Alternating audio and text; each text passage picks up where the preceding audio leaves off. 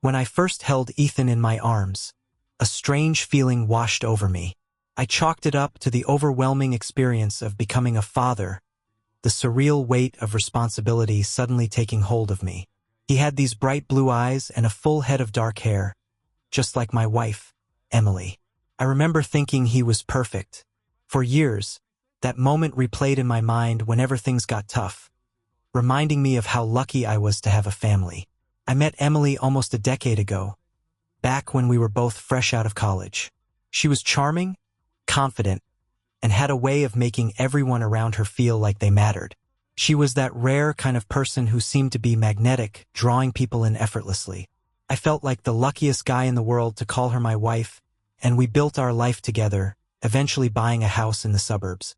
Our friends, Jake and Sarah, often came over for dinner or barbecues on weekends, their 2 kids playing in the backyard with Ethan while we caught up on life. Jake was my best friend, someone I'd known since high school, and Sarah, his wife, was Emily's closest friend. They were our family, in a way, and their support only strengthened my belief that I had everything I could ever want.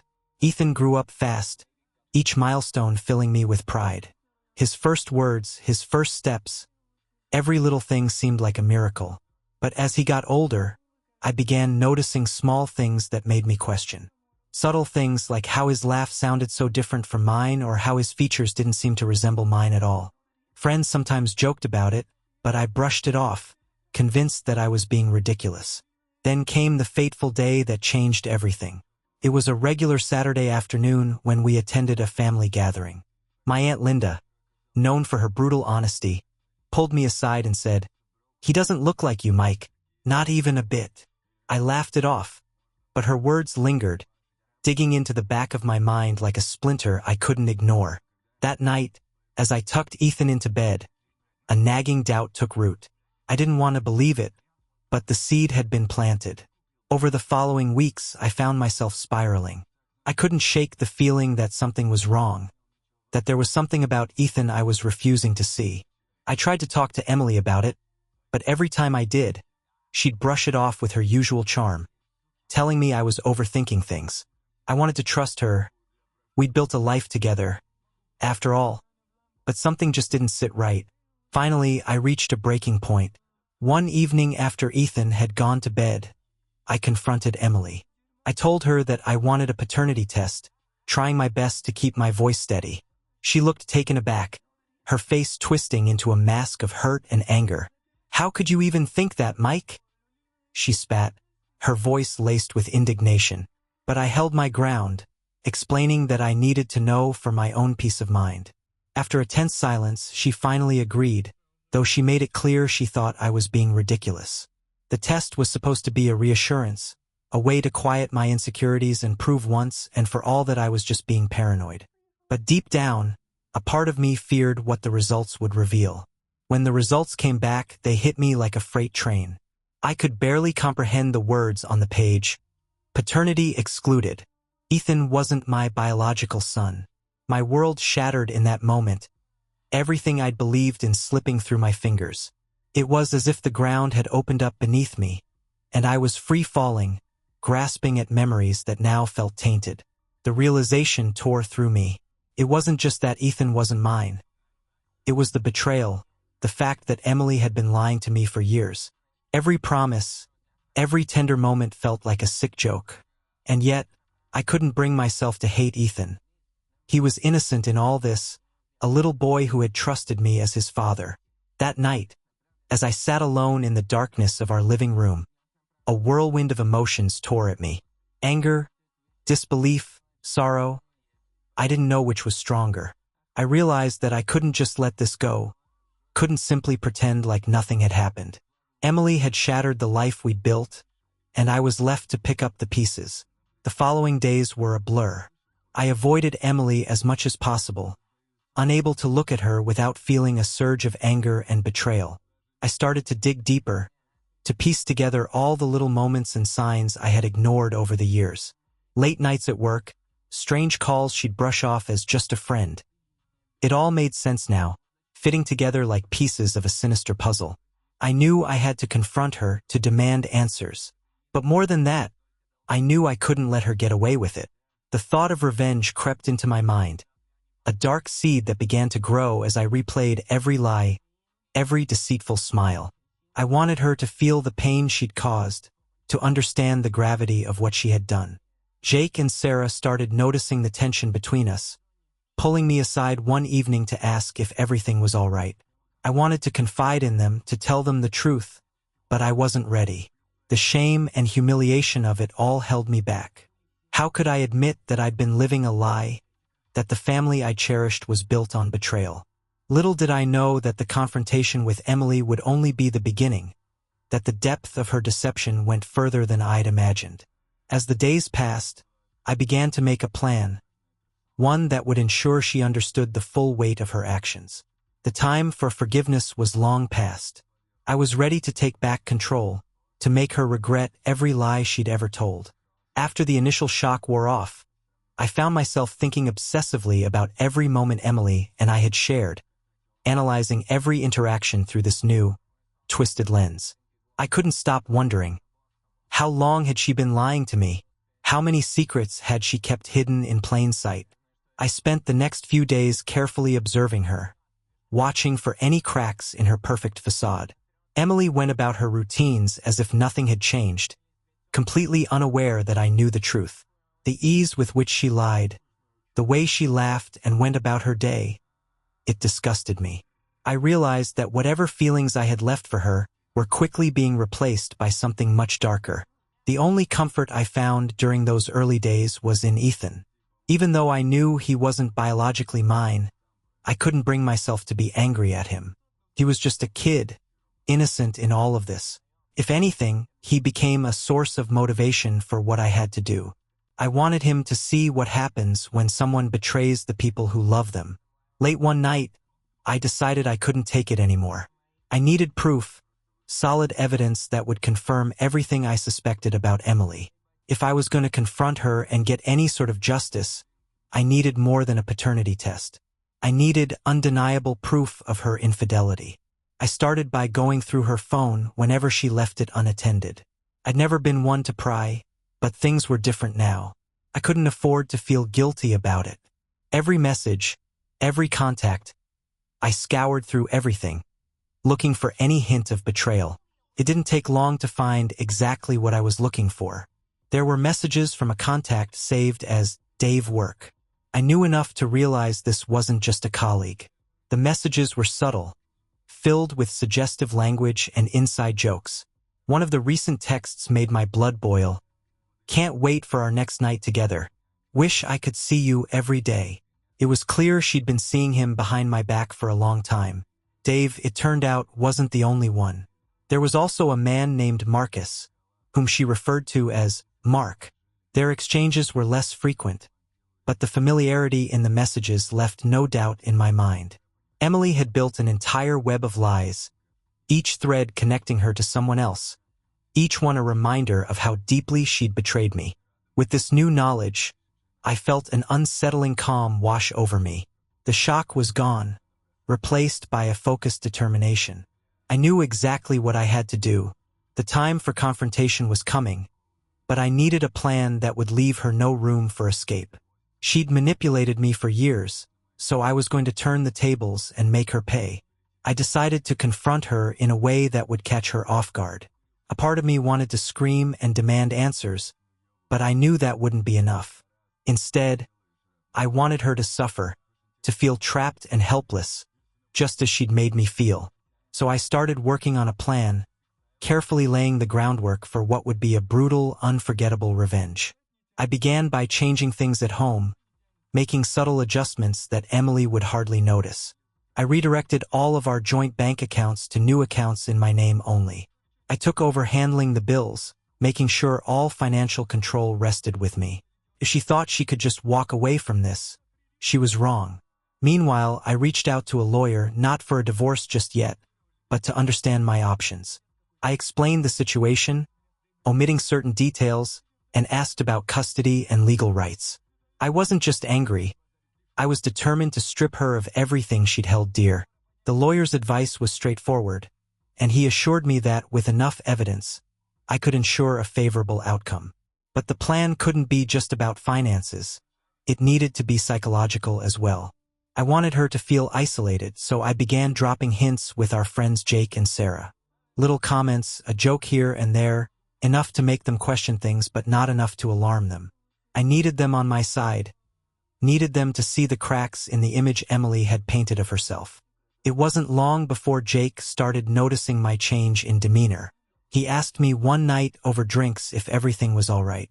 I looked at him, took a deep breath and told him, "You know, sometimes people aren't who they pretend to be." He pressed me to explain, but I just shook my head, letting him know I'd reveal everything in due time. Every day, I felt myself getting closer to that moment when I'd confront her. The anticipation was almost intoxicating. I started to feel a sense of control over the situation, knowing that she was blissfully unaware of what was coming. The more evidence I gathered, the more my resolve hardened. As the days wore on, I began to notice subtle changes in her behavior. She seemed more secretive, taking her phone with her everywhere and avoiding eye contact with me. Part of me wondered if she'd started to sense something, but it didn't matter. By the time she realized what I was planning, it would be too late. Confronting Emily was never going to be simple. I knew that. I needed her to feel the full extent of my pain, and to do that I had to bide my time. But one evening, after Ethan had fallen asleep, I couldn't wait any longer. Sitting across from her, I laid the paternity test result on the table without saying a word. The color drained from her face as she read the document, her fingers trembling. "Do you have anything to say?" I asked, my voice eerily calm. She stammered, words failing her. For the first time, I saw a crack in her confidence. Emily looked up, eyes wide, a pathetic attempt at an explanation forming on her lips. But it was too late. I didn't want explanations. I wanted justice. I told her that I knew about her affairs, not just one, but multiple. I listed names, dates, text messages, every sordid detail I'd uncovered. She tried to deny it, of course, but her excuses fell flat. I was done listening. The betrayal, the lies, the years of manipulation. I wasn't going to let her off easily. That night, I didn't sleep. While Emily cried herself to sleep in the guest room, I went over the details of my plan. I knew I couldn't get over this with just a few harsh words. I wanted to make her feel the weight of her choices, to understand the damage she'd done. I hired a private investigator to dig deeper into her life. I wanted every single detail, every affair, every lie. He quickly uncovered a pattern. Emily had been seeing both Dave and Marcus regularly, but there were others before them, casual flings and secret encounters dating back years. Armed with this information, I moved forward with the divorce preparations, quietly building my case. I knew that if I played my cards right, I could secure full custody of Ethan and leave her with nothing. Emily would pay for every single lie. The next step was to bring in Jake and Sarah. I knew they'd be shocked, but I needed them to know the truth. I invited them over one evening, waiting until Emily had left the house. I told them everything, laying out the entire story. At first, they were silent, trying to process the betrayal. But as I explained the full extent of Emily's deceit, I saw their shock turn to anger. They were horrified, and I could see their sympathy turning entirely toward me. Jake put a hand on my shoulder, promising to support me through this. I felt a surge of relief, not just because I had allies, but because I'd taken another piece of Emily's support away. Soon, she would be isolated, just like I had been. Over the next few weeks, I finalized the financial details. I moved all our joint funds into an account she couldn't access, preparing for the day when she would realize she had nothing left. I made sure to document everything. The investigator's report, screenshots of texts, the paternity test, every piece of evidence was carefully compiled. Emily might have thought she could manipulate her way out of this, but I was leaving her no escape. I arranged to have a lawyer present the papers when the time came, ensuring that she'd have no choice but to face the reality of her actions. I wanted her to feel the full weight of her deceit, to understand that her life as she knew it was over. I barely spoke to Emily, maintaining a cold distance. Her pleas for forgiveness fell on deaf ears, each word only adding fuel to my anger. She tried to act like things could go back to normal, but I made it clear that those days were long gone. Friends began noticing the tension between us. I didn't hide it, letting them see her for what she truly was.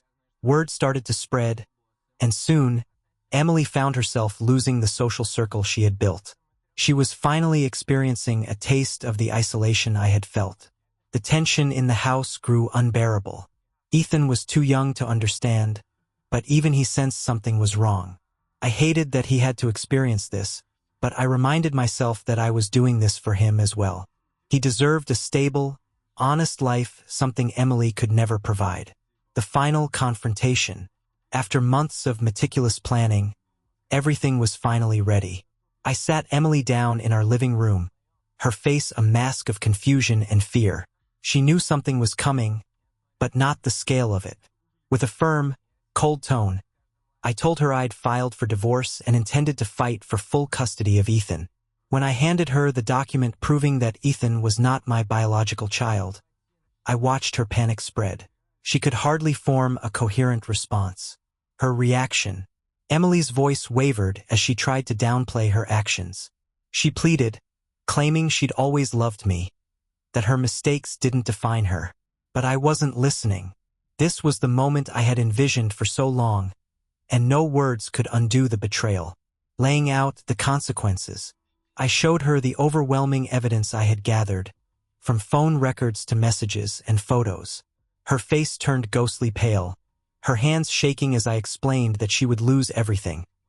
Our house, our finances, and, most importantly, custody of Ethan. I made it clear she'd have to start over alone, making her leave. The day Emily left was strangely quiet. She gathered a few belongings, her eyes dull, her expression empty. I told her she had no place in this house anymore, that she'd made her choice and now had to live with it. Watching her walk out, carrying nothing but a few bags, was a mixture of satisfaction and sorrow. It wasn't just the end of our marriage. It was the end of the family I thought we had.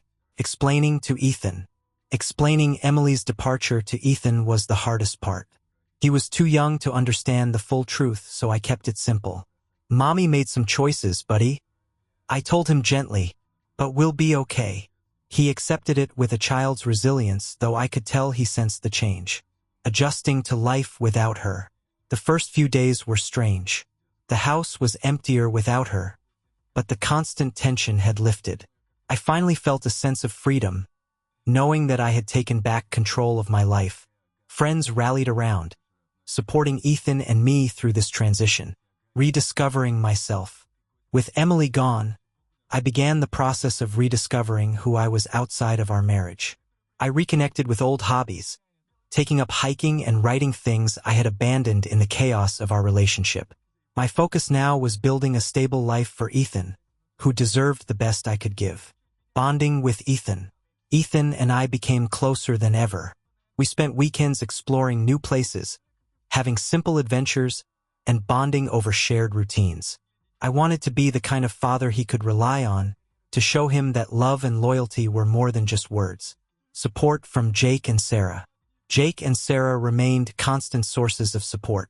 They became family, helping with Ethan, and reminding me that I wasn't alone. Their friendship was a pillar of stability, something I hadn't appreciated fully until now. Emily's downfall. A few months later, I got an unexpected call from my investigator. Emily had tried to rekindle things with Marcus, but he turned her down harshly. Out of desperation, she reached out to her family, hoping they'd take her in. However, once they learned of her affairs and betrayal, they too rejected her. Living on the edge. Emily was left with little choice but to live in a rundown apartment, working odd jobs to make ends meet. Her life had unraveled in a way she hadn't anticipated, and the comfort and security she'd taken for granted were gone. The investigators' updates were bittersweet, a painful but just consequence of her choices. Closure. Hearing about her struggles brought a strange sense of closure. It was the ultimate irony. She had spent years seeking excitement and freedom, only to end up alone and struggling. Finally, I felt ready to move on, knowing that justice had come full circle. Finding peace. As time passed, I found myself letting go of the bitterness that had once consumed me. My life was now focused on building a future for Ethan and me, without the shadow of betrayal looming over us. Slowly, I realized I was no longer defined by the anger I had felt toward Emily. Creating stability for Ethan. I committed to providing Ethan with the stability he needed. We created new traditions, from Sunday morning breakfasts to movie nights. He was thriving, his laughter filling our home with joy. It was a life Emily could never have provided. New friendships and connections. I started meeting new people, forming connections that were healthy and honest. Friends like Jake and Sarah introduced me to a new network, allowing me to rebuild my social circle. For the first time in years, I felt genuinely happy. Looking back on the journey, reflecting on the past, I could see how much I had changed. Emily's betrayal had been a painful chapter, but it had also been a turning point. I'd learned the importance of honesty, resilience, and the strength that comes from facing hardship. Learning to forgive but not forget. I couldn't fully forgive Emily, but I didn't need to carry hatred toward her. The life she now led was a testament to the choices she had made. I didn't need to keep looking back. I was finally ready to move forward, embracing freedom. With each day, I felt more at peace. I realized I had regained control over my life, that I was no longer a victim of Emily's deceit. This freedom was a gift, one I was determined to cherish. Building a future. As Ethan grew, so did our bond. I dedicated myself to being the best father I could be, teaching him the values of honesty and resilience. Together, we built a life that was grounded in trust and love. New relationships, new opportunities. I began dating occasionally, though I took things slowly, cautious not to rush into anything. Each relationship taught me something new, reminding me that I was worthy of genuine love and respect. Finding contentment. I realized that I didn't need anyone else to complete me. I had created a life I was proud of, surrounded by people who cared for me. For the first time, I felt truly content. The letter. One day, out of the blue, I received a letter from Emily. She expressed regret, admitting that she had never fully understood the pain she had caused. She asked for forgiveness, hoping to reconnect with Ethan and me, deciding to move on. Reading her words, I felt a wave of emotions: anger, sadness, and finally, indifference. I knew I couldn't give her the forgiveness she sought. The life Ethan and I had built was precious, and I didn't want to disrupt our peace. Final goodbye. I chose not to respond, leaving her letter unanswered. Emily was a part of my past, but I was determined to keep her there. With that final decision, I felt a weight lift from my shoulders. I was free, truly free, ready to embrace the life I had fought so hard to rebuild.